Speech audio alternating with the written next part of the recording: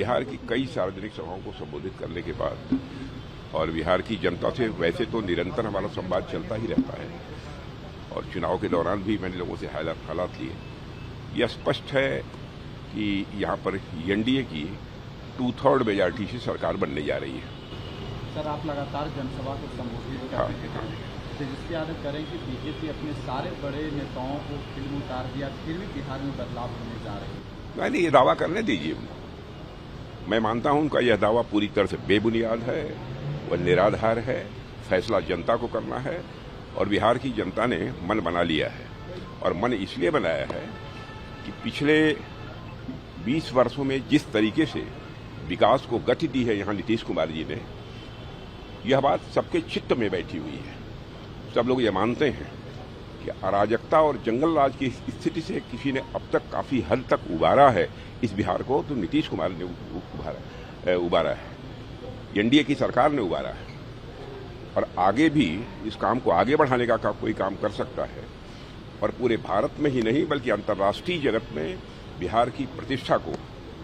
बढ़ाने का काम यदि कोई कर सकता है तो वो एनडीए की सरकार ही कर सकती है। दावे भी कर रहे हैं सर, महिलाओं को पैसे देने की बात कर रहे हैं कि 1 साल में 30,000 उनके अकाउंट में डाल दिए जाएंगे अगर हमारी सरकार। देखिए, इस प्रकार के प्रलोभन उन्होंने पहले भी लोगों को दिए हैं, वादे बहुत किए हैं, लेकिन वादों को आंशिक रूप से भी आरजेडी की गवर्नमेंट ने कभी पूरा नहीं किया है, चाहे आरजेडी की गवर्नमेंट रही हो अथवा आरजेडी कांग्रेस की रही हो। माने उनके कहने और करने में, उनके वर्ड्स और डीड्स में बराबर अंतर रहा है और उनके वर्ड्स और डीड्स यानी कहने और करने में अंतर होने के कारण ही एक विश्वास का संकट पैदा हुआ है और जिसका एहसास बिहार की हर जागरूक जनता को है। क्योंकि राजनीतिक दृष्टि से मैंने देखा है कि बिहार की जनता बहुत ही जागरूक है और बहुत ही सोच समझकर फैसला करेगी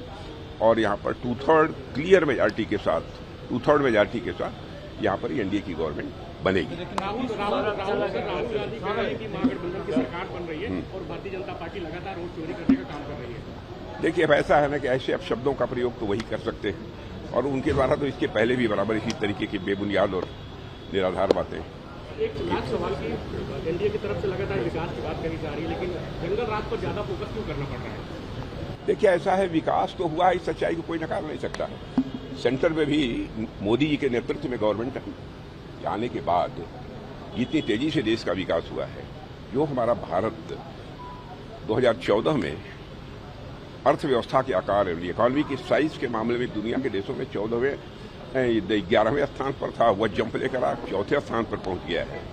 और बड़ी मानी जानी इंटरनेशनल फाइनेंशियल फर्म्स इस बात का दावा कर रही हैं कि मोदी जी के नेतृत्व में भारत जितनी तेजी के साथ आगे बढ़ रहा है, इसे जल्दी ही